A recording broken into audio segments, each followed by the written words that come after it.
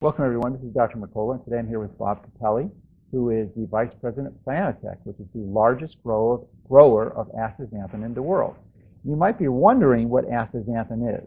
Well, it is a derivative of a marine algae. It's a very potent antioxidant. And Bob actually is one of the co-authors of some literature that was written about astaxanthin, which is a very powerful piece. And after I read that, I was so intrigued with it, and I'll tell you why in a moment. But I was so intrigued that when Dr. Oz called me last year and asked me what's the latest and greatest in supplements, I said, well, I just read this book about astaxanthin, and I'm very excited about it. And so he had me on the show. We shared it, and interestingly, the entire national supply of astaxanthin ran out within a few days. So it was the power of the presentation that Dr. Oz has. But one of the reasons I was interested is because it's, in case you don't realize already, but astaxanthin, as you'll elaborate in great detail about, is what actually makes salmon orange or pink, and then it puts the pink flamingos into pink. I mean, because typically flamingos are born white, and they only develop that pink color after they're eating this pigment from this algae. So welcome on our program, and thank you for joining us. And I'm wondering if you can share with our viewers how you became interested in this and sort of discuss your journey in this whole process, because I'm sure it's a fascinating story. I hope so. I've been about 20 years in the natural products industry, and I started in distribution of many different products. This is back when I lived on the East Coast in New Jersey.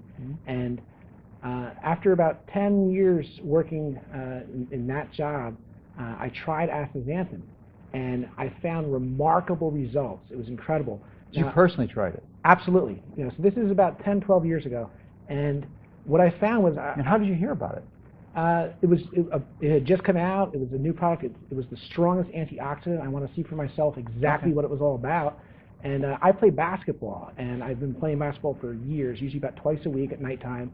And back when I was in my late 30s, when I was working in New Jersey, I would play basketball, and the morning after, I'd be so stiff, or not here, but my knees mostly, stiff and sore. And my wife used to make fun of me. She said, you walk like Frankenstein in the morning, because I was just stiff, like a monster. And I started taking this astaxanthin, and within about a month, I'd spring out of bed the morning after basketball. I felt like a 20-year-old again. It was really incredible results for me. Quite dramatic. Yeah. That's excellent. So you had some personal experience with it that showed that it worked. And so what was the next step in your involvement? Well, the next step was that I sought out the job that I'm currently working at for this the largest producer in the world of astaxanthin, and it's been great ever since then. So I've gotten very into the ingredient. What I've also found... so for the last 12 years, you've just been pretty much exclusively focusing with the astaxanthin. We actually have two products. We have astaxanthin and we have spirulina as well. Okay. So it's really, we're like a two-trick pony, pretty much. And it's because they're both from marine-based organisms, and the growing process or the farming process is very similar. Exactly. Yeah, they're both from microalgae, and two very different species of microalgae, but the spirulina is a blue-green algae. It has a blue pigment in it as well as the green chlorophyll. Astaxanthin is a green algae. And what we do, which is very, very interesting, is we're in Hawaii, and there's intense sunlight there. And so the astaxanthin grows in a few different stages. In the first few stages, it's always covered. It's either indoors or it's outside, but it's covered. The last stage, the final stage, we call it the redding stage. It goes from green to red in the period of just about 1 week. And that's because what it's doing... How long does it take to grow before that stage? It takes about 4 weeks or so before it goes to the final stage. And there's really 3 or 4 distinct stages. And you can continually harvest throughout the entire year, every 4 weeks, because essentially virtually regular daily sunshine in Hawaii. In Hawaii is the ideal place to grow astaxanthin, any microalgae. It's the perfect location. We're not in Honolulu. We're on a remote island. And which island are you on? We're on the Big Island, on the Kona side, and it's just awesome sunlight, and it's no pollution, and the water is perfect as a growing source. And so what we do, we create stress to this algae, and we do it 2 ways. In the final stage, we put it out into the sun, and the sun's so intense that the algae has to develop a defense mechanism to survive. The second thing we do is we stop feeding it. And when we stop feeding it, and we put it out in the sun, in a period of just about a week, the green algae goes to this intense red color, because it has hyper-accumulated astaxanthin. And what it's doing, it's almost it's a survival mechanism. It's creating almost like a force field to shield it from the sun and the lack of food. This algae can live for over 40 years, doctor, with no food, no water, in either intense heat, intense sun, or even intense cold. As soon as it's put back in favorable conditions, the algae turns green and starts swimming around again. It's perfectly healthy. That's so fascinating. you can imagine if it's helping the algae to that extent for 40 years, protecting it, what it's doing when we ingest it in our bodies. Well, it seems to me the obvious analogy here would be that the algae are producing this acid very similar to the way our own skin cells produce melanin in response to our normal exposure to the sun. It maybe doesn't increase as rapidly, but essentially serves the same purpose, to protect us against excessive ultraviolet radiation. So with that, since there's such similar responses from the organisms, can you share with us your experience or the literature that you review with respect to using astaxanthin as a supplement orally and maybe topically in helping protect against sunburn? Well, that was one of the early studies that our company sponsored, was to test in humans. There had been actually some rodent studies before that with hairless mice, to put them under heat lamps. And by the way, our company does not sponsor any animal research, but these were mostly done in Japan. And but they showed that by ingesting astaxanthin, the mice could stay under UV radiation longer without having any sort of sunburn or deleterious effects, damage to the skin. We did a test in humans, willing subjects. We found in just 2 weeks, with only 4 milligrams a day, that there was a statistically significant increase in the amount of time the subjects could stay in the sun without getting burned. So it absolutely is working as an internal sunscreen. Okay, great. So it will. Now, obviously, there's a lot of variables that are present, primarily due to the color of your skin and the time of year, the intensity of the sunshine and such. But for the most part, it will not eliminate sunburn in most everyone, but it will radically reduce your risk of developing severe sunburn and consequently, and perhaps more importantly, the risk or the damage that sunburn incurs, because no one should be getting sunburn. There's no expert would disagree with this. That's something that's universally accepted. We need to avoid getting sunburned because that causes not only photoaging, but it can cause skin cancers and perhaps even other damage you're yet unaware. So we want to avoid that. One of the ways to do it is to do cautious, prudent sun exposure, but then clearly, for at least a 2-week time, 4 milligrams of astaxanthin. And is there any benefit of taking a higher dose for protection, or is it sort of peak out at 4 milligrams? No, that's actually that's a good question, doctor. But many people take a lot more than 4 milligrams, usually anywhere from 4 to as much as 12 milligrams per day. And we found the research, depending on what you're taking the astaxanthin for, varies quite a bit. For a UV protectant and for actually to improve the skin's appearance, it actually works, believe it or not, as an internal beauty supplement as well, because it can actually reduce fine wrinkles around the eyes. It can improve skin moisture and skin elasticity. So that's about a 4 milligram dose. But for other things, like for, say, joint problems, for athletes, up to 12 milligrams is usually indicated. Interesting. We have one guy who works at our company who takes a lot. He takes about 40 milligrams a day, which is well above what is really necessary. But he's an athlete, and he feels it really helps him. And the only thing that I've noticed in this guy is that not his skin in general, but the palms of his hand have become like just a little bit more reddish, let's say. Okay, so other than that, really no difference in his skin. 40 milligrams. So let's talk about some of the other benefits. One of the areas that intrigued me when reading the literature you compiled was the benefits in sports, and there were a lot of elite or competitive athletes who were using it and anecdotally had been very impressed with the results and their ability to work out harder and perform better in their competitions. So I wonder if you can address that. Yeah, there's actually a lot of endurance athletes that are taking astaxanthin, and a lot of them are just raving about it. They love this stuff. There was a study about, this is going back probably almost 10 years ago in Sweden, of young men that were training, and they had them doing deep knee bends, as many as they could do, until exhaustion. And they put, obviously the control group taking placebo, they put the experimental group taking astaxanthin. That was also a 4 milligram dose. After 6 months, the young men working out taking placebo could do approximately 22% on average more deep knee bends. The ones taking the astaxanthin could do 62% more. So they were getting stronger 3 times faster than those taking placebo. So absolutely for strength and endurance, it works wonders. Recovery from exercise, athletes generate a lot of oxidation, a lot of free radicals, floating around their bodies from doing these intense workouts. And because it's such an incredibly strong antioxidant, it's helping to combat those free radicals. So it's working in a few different ways to help athletes. Excellent. So very exciting because exercise is really one of the crucial components that we recommend, and obviously most people realize is necessary if you're going to be optimally healthy. It's in my view, certainly more powerful than most drugs with respect to the benefits and virtually no side effects except for these injuries and overuse syndromes which can happen, and astaxanthin would be useful to protect against that. So it also seems to be, is an antioxidant, it seems to have some very powerful anti-inflammatory benefits. So as a result of that, it seems to be useful for a number of other diseases that are associated with inflammation. And one of those would be, of course, arthritis. So I'm wondering if you could talk to us about that and kind of the doses that people use, and if you notice if there's a difference in specific joint injuries from sports or injuries or accidents, or osteoarthritis or rheumatoid arthritis or other types of arthritic conditions. We've actually, that's a good question, Doctor, and we've done a few different studies in that area, and all of the studies we've done point to the same final conclusion, that the astaxanthin is not going to cure these problems. It's not curative, but it will absolutely help with having people feel better and definitely increase mobility and also to reduce pain.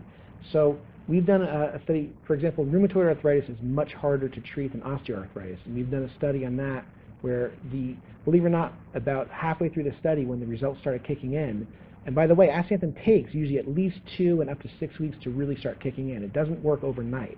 So don't expect to take a pill and an hour later it's not like an aspirin or an Advil. Not at all. But again, most of these other anti-inflammatories have some serious side effects. Of course. So like death. Yeah.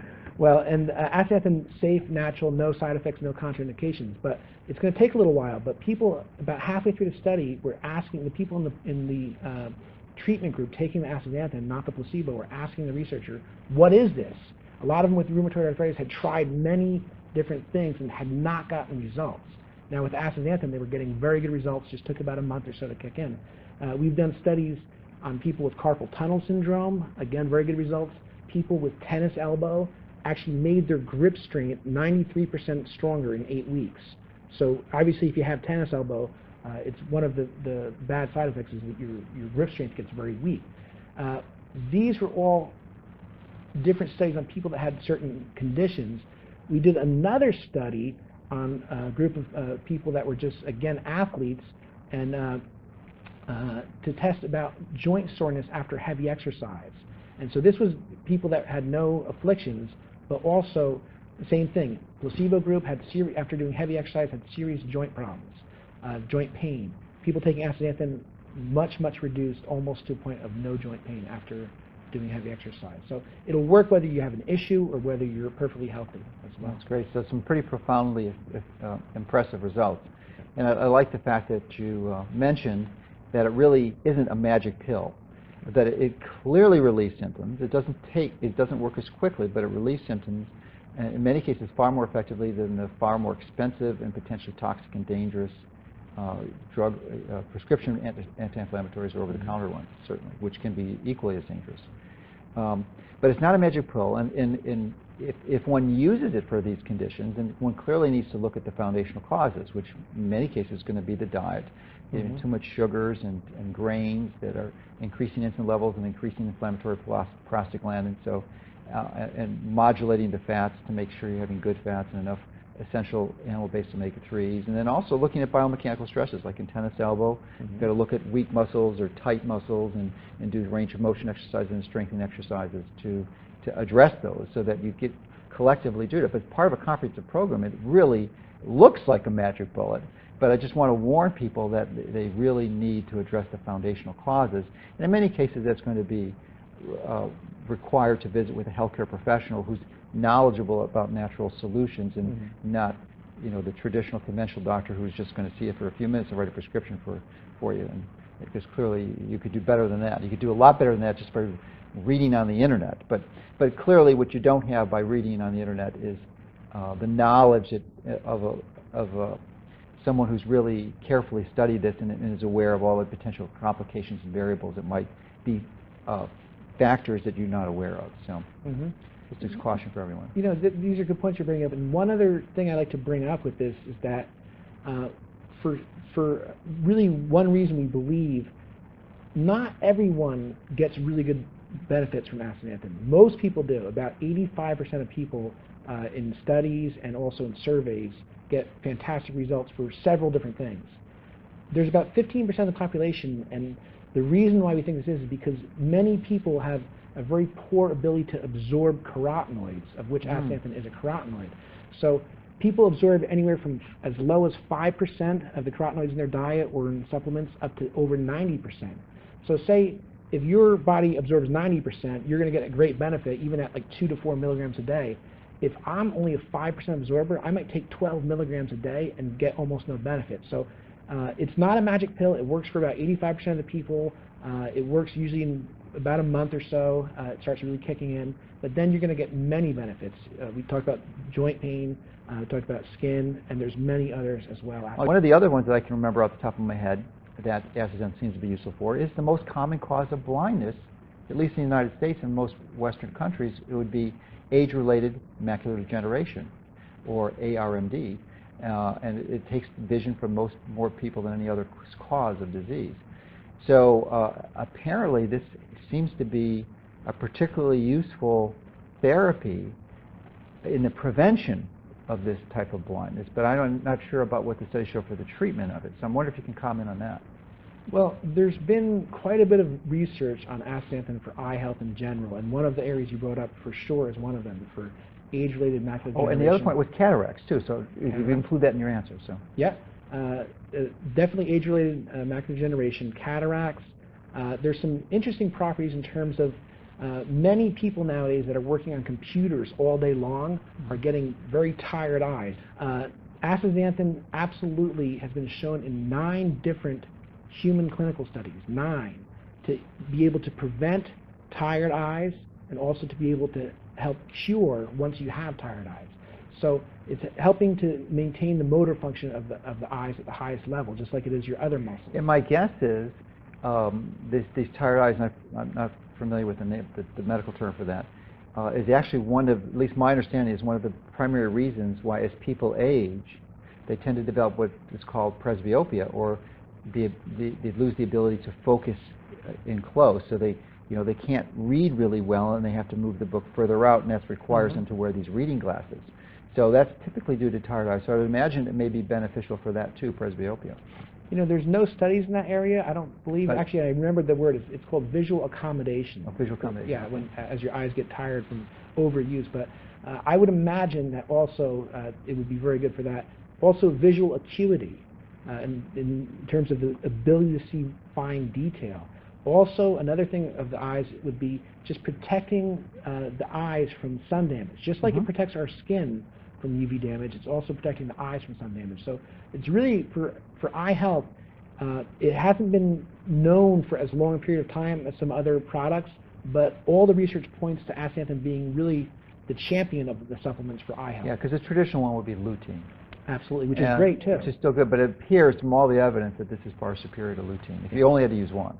So are there any other therapeutic applications for astaxanthin that you'd like to discuss or review with us? Well, sure. For example, just like it can help protect the eyes, bring anti-inflammatory and very strong natural antioxidant protection for the eyes, it also does the same in the brain. And there was very little research on the brain until pretty recently. In just the last 2 years, there's been 10 different studies demonstrating that astaxanthin can have some very, very good effects for the brain. 2 of these were really gold standard human clinical trials. and all showing sort of the same things, that it can prevent dementia as we age.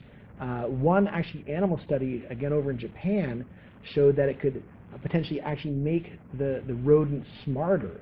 I mean, that was not really demonstrated in humans yet, but that's kind of an interesting thing, not just for people as they age, but for anybody that just wants to have their brain functioning at maximum capacity. Now, how many people would want that?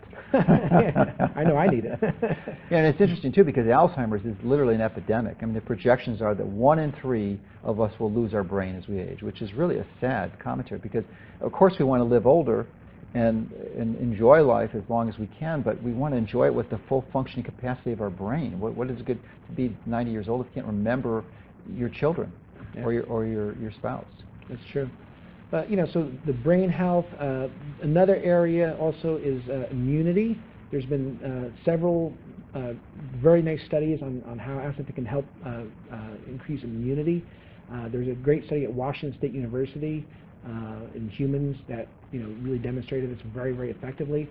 And there's been other things, looking at potentials for cancer, tumor reduction, things like that. We don't talk about those as much because there have not been human studies in that area. These have been all preclinical animal trials. But basically, like what I try to summarize with is that astaxanthin, if you kind of look at all of the negative things, the maladies associated with aging, anybody 40 and older, I mean anyone I know, I tell them really take this product because it's helping in so many different ways. It's helping your eyes and your brain. It's helping the heart for sure, the whole cardiovascular system.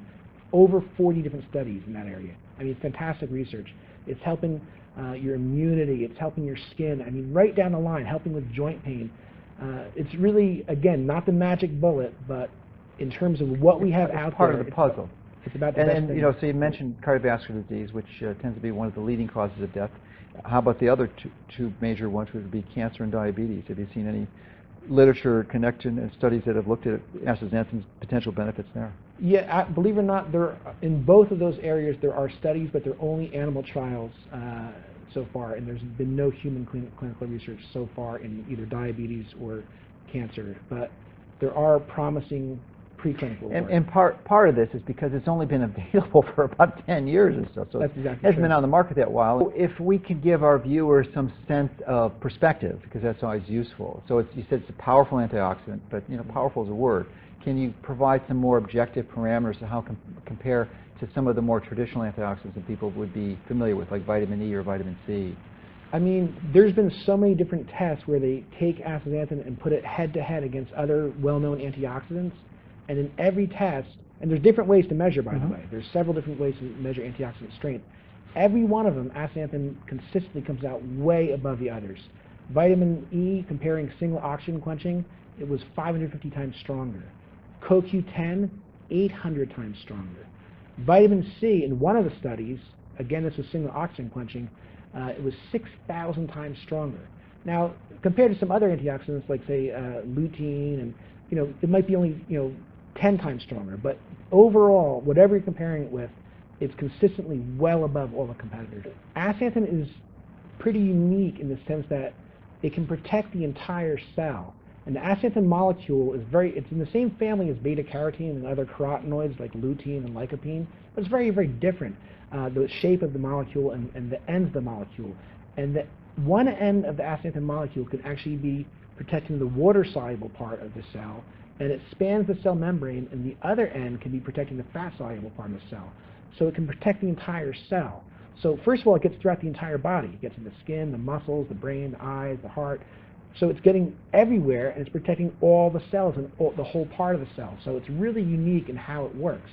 Another thing that's really interesting to note is that many very good antioxidants, under certain conditions, can change and have the opposite effect and become pro-oxidant and actually cause additional oxidation in the body. Astaxanthin, the reverse effect. Exactly, it can start doing damage. Astaxanthin has been shown in a few different studies never, ever to be able to become a pro-oxidant. So it's never going to hurt you, it's only going to help you. So I think it really is something everyone should seriously consider, if they are really seeking to achieve those optimal benefits, to protect themselves in the long run. It really is a form of insurance, and I think we definitely need health insurance to protect against accidents and catastrophes, but it's almost foolish to invest against that contingency and not make investments for the inevitable reality of some of these diseases that tend to progress as we age, and sort of inevitability unless we pass away prematurely from some accident, which is why we have health insurance, and wear seatbelts and have safety airbags. So again, thank you for coming from Hawaii. Thank you for all the research you've done, for writing that document that really sensitized me to the great potential that astaxanthin had, and for all the benefit it provides for me and my family, and for all the work that you'll be continuing to do. Well, you thank me for coming from Hawaii. I want to thank you for being a very impartial person that looks for research-based things to recommend and recommends only things that you feel comfortable are really going to help people, and for all you've done for this great product. Thank you very much. Oh, you're welcome. Because we do get lots of products. I mean, people don't know that we have probably, I don't personally, but there's probably 10 to 20 products that people seek to have us promote a week. I mean, it's literally thousands a year, and it's very few that kind of make it through the process, but astaxanthin was clearly one that did. So again, thanks a lot, and keep up the good work. My pleasure.